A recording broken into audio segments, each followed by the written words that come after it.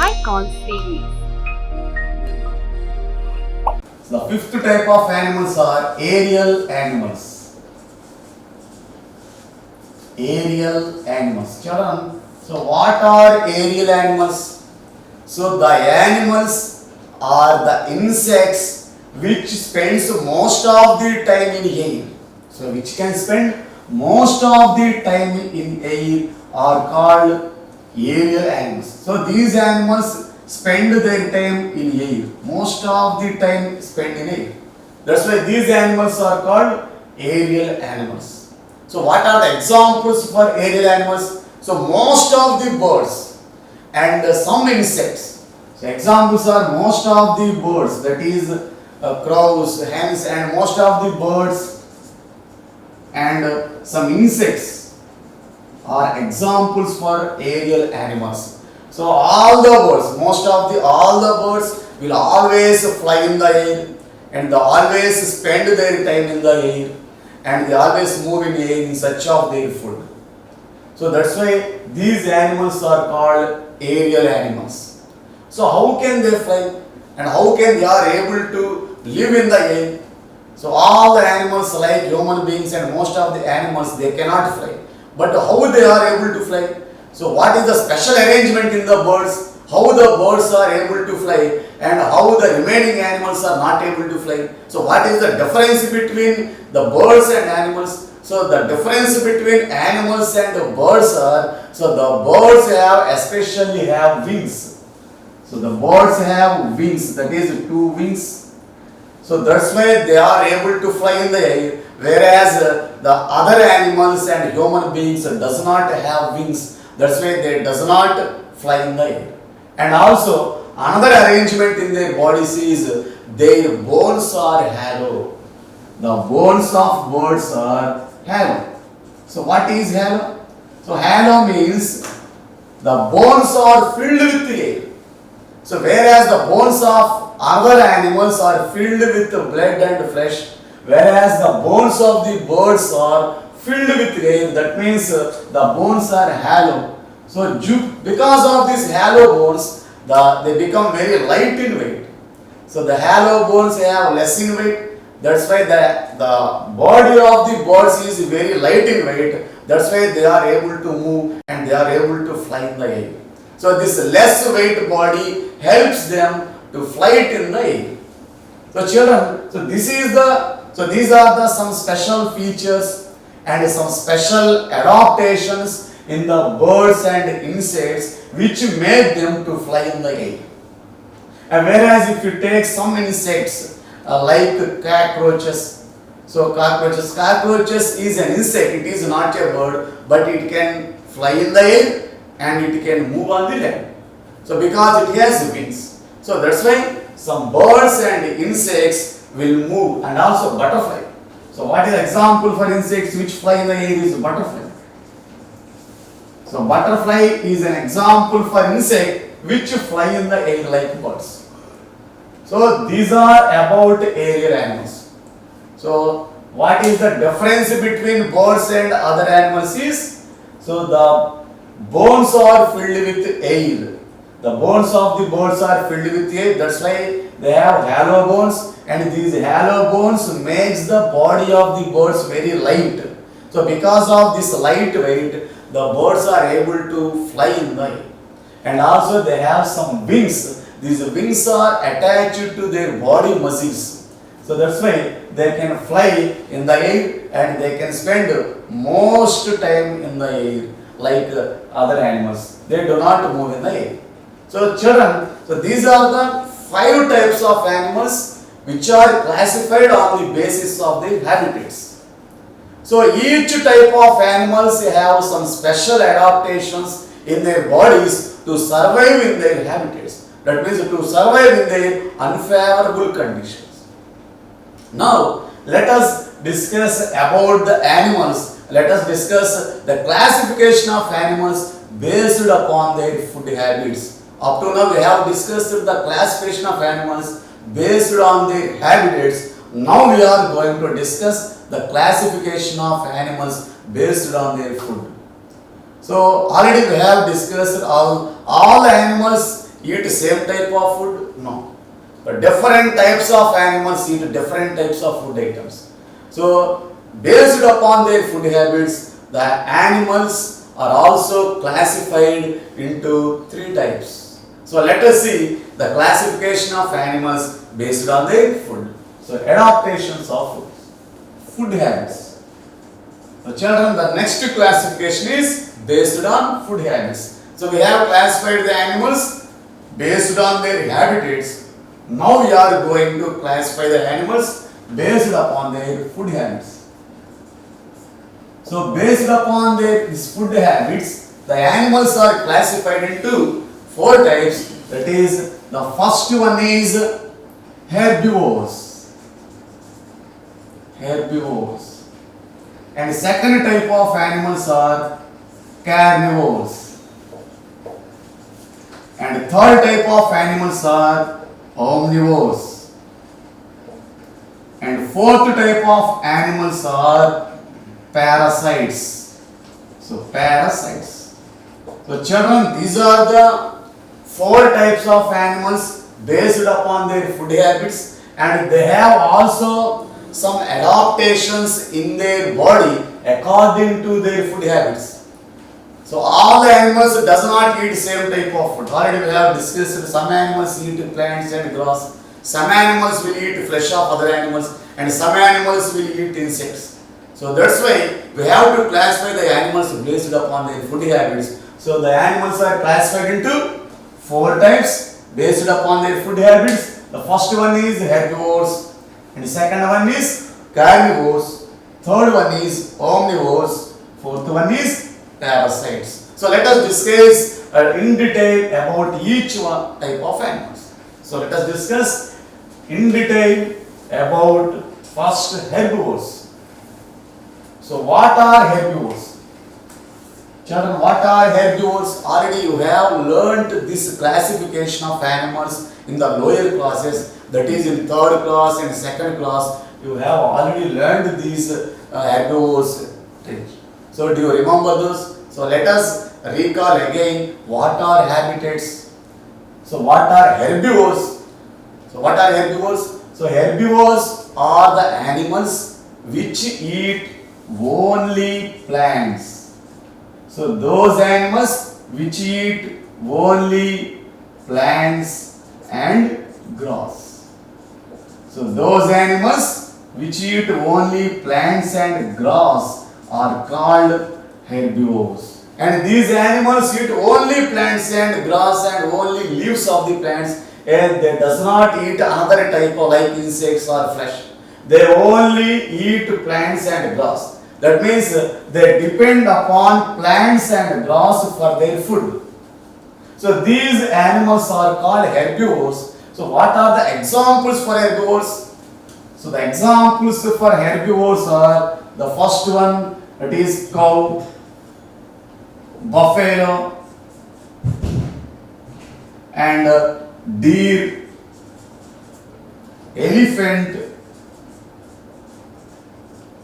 horse, rabbit. So children, so etc. So there are so many animals which depend upon their plants and grass for their food.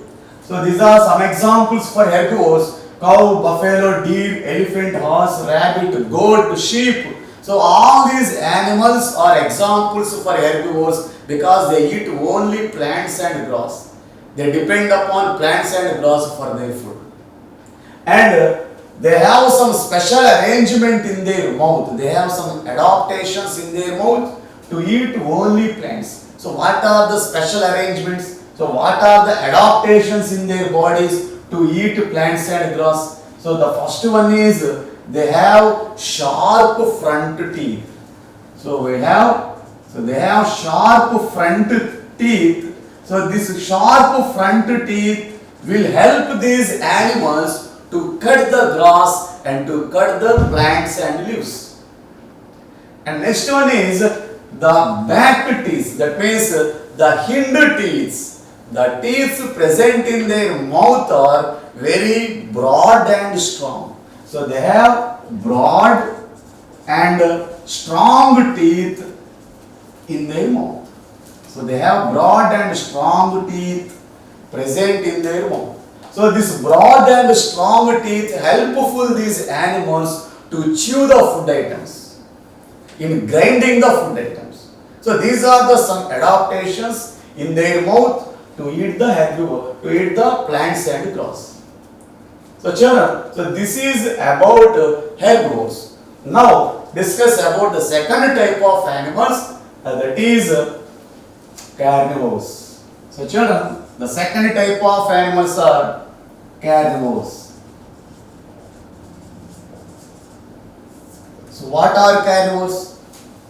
The animals which eat only other animals. So that means which eat only the flesh of other animals. Which eat only the flesh of other animals. So they will eat only the flesh of other animals. So these animals are called carnivores. And they did not eat insects and they did not eat plants and grass like herbivores. These animals eat only other animals, the flesh of other animals. That's why these animals depend upon the other animals. They will depend upon flesh of other animals. That's why these are called carnivores. So whereas in herbivores, the herbivores depends upon plants for their food, whereas in carnivores, the animals depend upon another animals for their food. So what are the examples for carnivores? So let us see the animals which are examples for the carnivores are, so lion, tiger and wolf, jackal, polar bear, so etc. So children, these are the some examples for the carnivores and carnivorous animals. These animals are called carnivorous animals, and generally the carnivorous animals are live in forest. So live in forest means the animals which live in the forest are called wild animals. So most of the wild animals are carnivores. They will eat only the flesh of other animals. They will depend upon other animals for their food. So these are the some examples for carnivores. So children, so what are the adaptations in their mouth for eating flesh? So whereas in herbivores, there are some adaptations in their mouth to eat the grass. In the same way, in carnivores also, there are some adaptations in their mouth to eat the flesh. So let us see what are the adaptations. The first one is they have strong pointed teeth. So they have the long, sharp, pointed teeth. So these teeth will help these animals to tear the flesh. So these strong, sharp and pointed teeth helpful these animals to tear the flesh. And these teeth are also in curved shape. And next one is, so they have also strong claws. So these animals have strong claws and sharp nails. These animals have strong claws and sharp nails. So children, these strong claws and sharp nails of these animals helpful to hold the prey. That means to hold the flesh of other animals, and also helpful to catch their prey. So these are the some special arrangements in the carnivores. So they have especially long, sharp, pointed teeth. So if we observe the lion, tiger, they have two sharp teeth. So at the front of their mouth, they have two sharp, long teeth, and they are in curved shape. They help they help the teeth to these animals to tear the flesh. And they have also strong claws. By using these claws, they can hold the prey and they can hold the flesh while eating. And these strong claws and sharp nails will help these animals for killing the prey and for catching the prey. So children, so this is about carnivores, and these are the some adaptations in their bodies for eating their food. Now let us see the third type of animals. That is, the third type of animals are, children, see the third type of animals. The third type of animals are omnivores. Omnivores. Up to now we have discussed about herbivores, which depend upon plants for their food, and already we have discussed carnivores, which depend upon other animals for their food. Now the third type is omnivores. What are omnivores? So omnivores means those animals which eat both plants and animals. Which eat both plants and animals are called omnivores. So children, so omnivores means these animals can eat both plants and also they can eat animals, flesh of other animals. That's why these animals are called omnivores. And what are the examples for omnivores? So the examples for omnivores are dogs. So dog is an omnivore, and also cats. So cat also is an example for omnivore, and crow. So crow is also omnivore, and bear. So these are the some examples for omnivores. And children, human beings are also the best example for omnivores. All human beings can eat both plants, that means they can eat both vegetables and flesh. That's why human beings are the best examples for the omnivores. So human beings are examples for omnivores. So these are the examples for omnivores, and these have also some adaptations in their body to eat both plants and animals. So the main adaptations are they have also strong pointed teeth. That means strong sharp teeth which help them to cut the food, and they have also a broad strong hind teeth. That is, the teeth inside the mouth are very broad and strong. They help to them to chew the food items and to grind the food items. So these are about the third type of animals, that is omnivores. So children, so see the next type of animals, that is the fourth type of animals, that is parasites. Parasites. So the fourth type of animals is parasites. So what are parasites?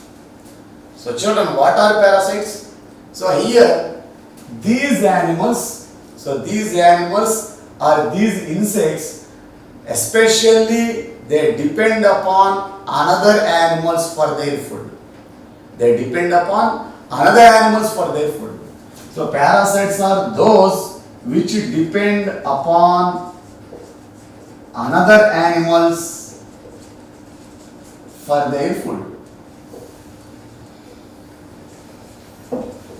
So that means here, so not like carnivores, so these are the special type.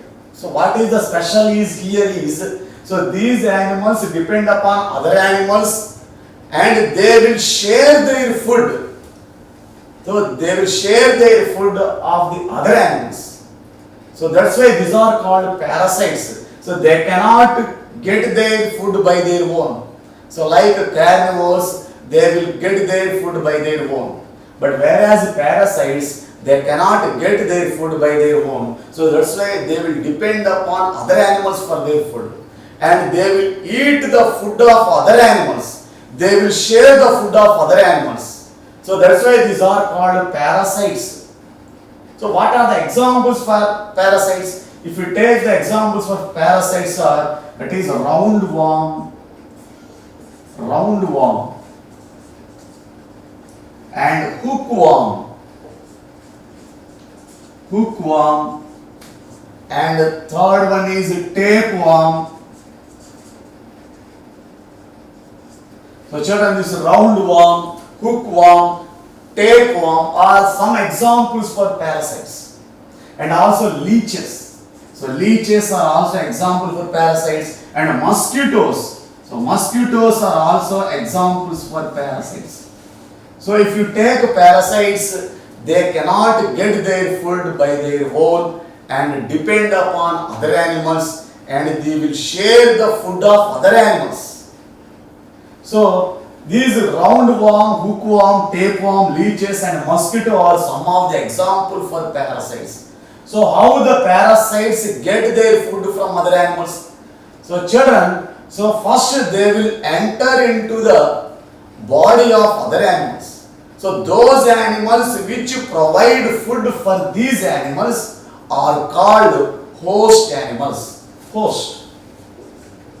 So the animals on which these parasites depend upon are called host animals. That means the animals into which they are entered are called parasites. First they will enter into the body of the other animals and they will share the food of other animals. For example, if you take roundworm, hookworm, tapeworm, they will enter into the bodies of cows, pigs, etc. and they will go enter into their body, and from there they will enter into their intestines, and from there they will stuck to their intestines, and after that they will absorb, they will share the food of those animals from the intestines. That means they will absorb the nutrients of the digested food from the intestines. So that's why this roundworm, hookworm, tapeworm are called parasites. So these worms are also present in the bodies of human beings, especially in children. The small children, they will eat soil. So when they are eat unhealthy items, unhealthy fruits, so generally they will enter into their bodies and they will stuck to their intestines, and after sticking to their intestines they will share the food of their babies. So and they will take the food, they will absorb the nutrients of the food which is present in intestine, and they will grow into multiples and they will reproduce their new ones, they will become multiples. So in this way the nutrients absorbed from their bodies, of their host bodies, and there will be loss of and deficiency of nutrients of the host bodies. So generally if these parasites are present in the children become very weak and they are deprived of nutrients, because all the nutrients they are eating will be eaten by these parasites, and those nutrients are not shared by their food, their bodies. So that's why, so these are the example for parasites. And also they does not have any teeth like herbivores and carnivores. These parasites does not have any teeth, and they have like suckers or sucking tubes in their mouth. So by using their suckers or sucking tubes, they will suck the blood from their host animals. So in this way, all the nutrients, all the food items will be sucked by these parasites, and there will be deficiency of nutrients of their host animals. So children, so this is about parasite, that is the fourth type of animals. So in this way, up to now we have discussed the classification of animals based upon their food habits. So there are four types of animals, that is herbivores, carnivores, omnivores and parasites, which are based upon their food habits. Now go to next type, that is the next topic. The next topic in this lesson is adaptation for protection. So different animals have different adaptations in their bodies to protect from their enemies. So children, up to now we have discussed their adaptations in their habitats and their adaptations in their food habits, and now the topic is adaptations from the protection. So what are the adaptations for protection? So children, this is the next topic in this lesson. Up to now we have discussed different type of animals based on their habitats, and different types of animals based on based upon their food items. Now the next topic is adaptations for protection. So children, so all the animals should protect from their enemies, because so if there is no protection from their enemies, their race will be ended and they does not survive in their habitats. So as to survive in their habitats and so as to protect from their enemies, so each animal will have some special adaptation in their bodies. For example, if we take, so some animals, for example, if we take hard shells on their bodies. So some animals have hard shells. So these hard shells protect those animals from the enemies. So for example, if you take snails, so children, snails and turtles. So these snails and turtles have hard shells on their surfaces, body surfaces. So these hard shells will protect these animals from the enemies. And so most of the animals escape from the enemies by running away from the enemies. So most of the animals escape from their enemies by running. That means, for example, deer. So deer and cats, mice and dogs, children. So some these animals are examples which can protect themselves from the enemies by running. So these animals have some adaptations in their legs for fast running. So if you take deer, so the legs of the deer are very thin and long legs. So because of these arrangements, the deer can move very speedily and it can protect itself from the enemies. And the next one is, some animals will merge their bodies with their surroundings.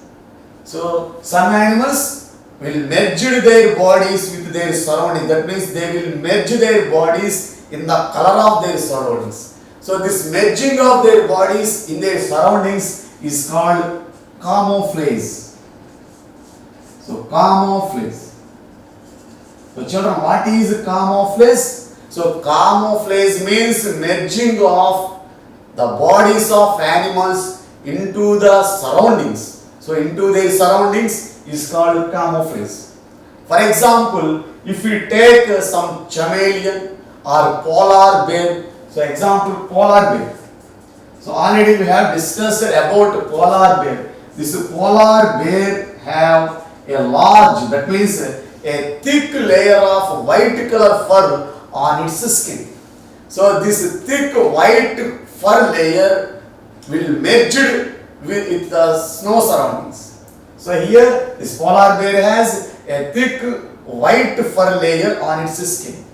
So this white color fur layer merges the polar bear with its surroundings, because its surroundings are snow surroundings. Generally snow is in white color and this fur is also in white color. So that's why polar bear merges its body with its snow surroundings and it cannot be visible to its enemies or it cannot be visible to other animals. So it can escape from its enemies by using this process camouflage. So children, so this is called camouflage. And also there is another animals like chameleon. So the chameleon will always lies on the trees and plants. So it can changes its body color according to the color of the plants and leaves on which it sits. So another example for camouflage is chameleon. So chameleon, children, so it is a animal which can protect from the enemies by merging its body into its surroundings.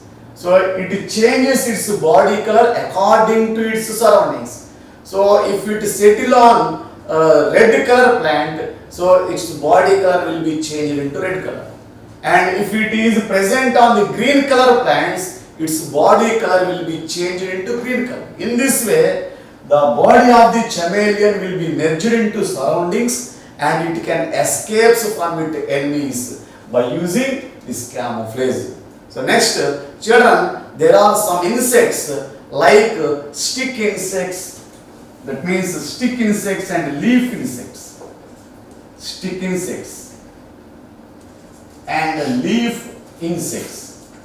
So these insects also protects from their enemies by merging their bodies into its surroundings. So these insects also follow this camouflage method to protect themselves from enemies. So stick insects. So this stick insect will be present in the color of the stick, in the color of the branches of the trees. So that's why when it is laid or when it is sit on the branch of this plant, its body color also changes into its branch color. That's why it merges into branch color and it cannot be seen to its enemies. Also leaf insects. So it is present in green color. When it is settled on the leaves of the plant, its body color also changes into green color and it does not seem to its enemies. It will be merged into surroundings. So also there is another insect called grasshopper. So grasshopper is a green colored insect.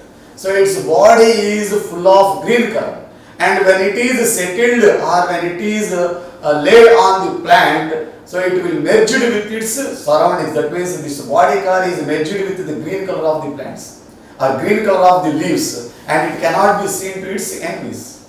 And some other animals have spines on their bodies. So some animals have spines on their body surfaces and these spines protects those animals from the other animals. So children, so these are the some adaptations for protection in different animals.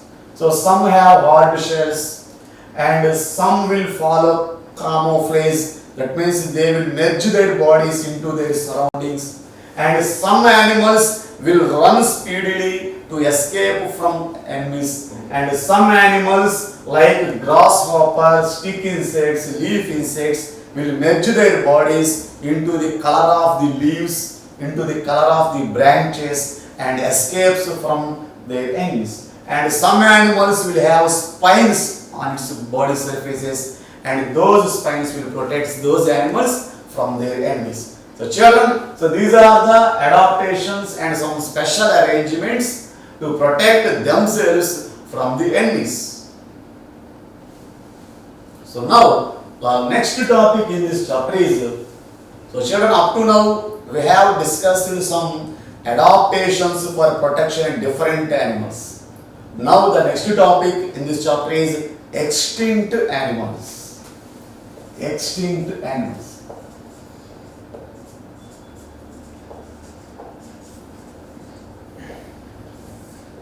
So children, what is extinction? So already we have discussed that every living organism will reproduce their new ones which are looking similar to them. So this process of producing young babies which are looking similar to their parents is called reproduction. So if there is no reproduction, then they will not continue to live on this earth and their race will become extinct. So there are some animals also which become extinct, and most of the animals, that means most of the animals and plants which can be seen in ancient times are no more found today. So some animals and some plants are seen in ancient times, but whereas nowadays they are not found anymore. So why? Because for example, if you take dinosaurs, so children, so if you take dinosaurs, so the dinosaurs can be seen in ancient times, but they are not found no more today. What happens and why they become extinct? So because some animals does not adopt these special features according to the changing climate and changing food habits and changing age.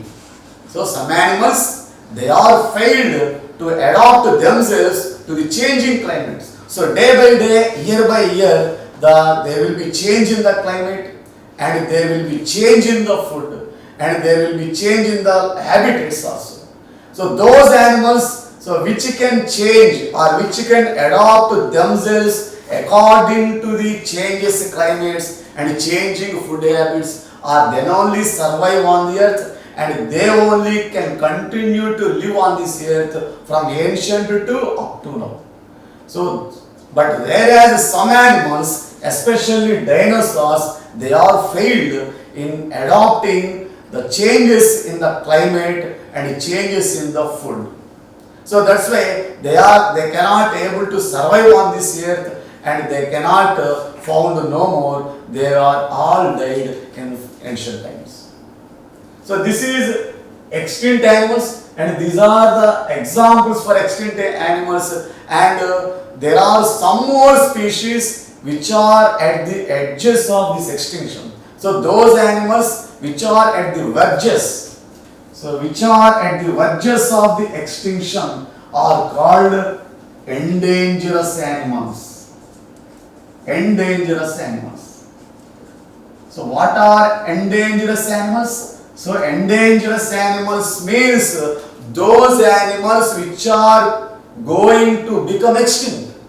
So which are going to become extinct, and after some days those animals also cannot be seen like dinosaurs. So those animals which cannot be seen after some years like dinosaurs are called endangered animals, because now they are at the verges of the extinct. So for example, like Bengal tiger and also some sparrows. So in ancient times, in our childhood, we will observe sparrows in every houses. But nowadays, so there are no trees and there are no nestils for laying eggs, and most of the farmers are using fertilizers. So because of these fertilizers and because of the no trees, so the sparrows are at the edges or at the verges of the extinction. So that's why these sparrows and some Bengal tigers and also vultures. So vultures also not observing nowadays. So in this way, some animals are going to become extinct. So this is our responsibility, so to protect those animals which are at the verges of the extinction. That means we have to protect these endangered animals. So these endangered animals to become extinct, because each animal has its own importance in this ecological system. So if any animal is not there, then there will be unbalance in this ecological system.